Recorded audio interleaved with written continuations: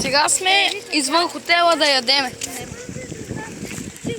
Извън хотела да ядеме. Тук има и чешма.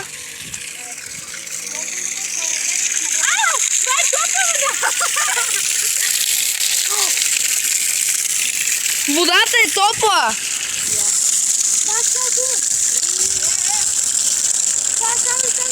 Такава и е у Маркучо същата.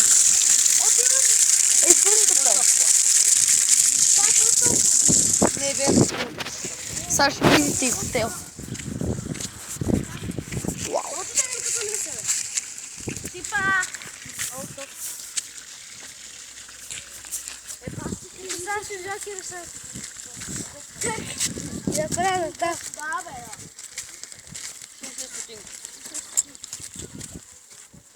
Моите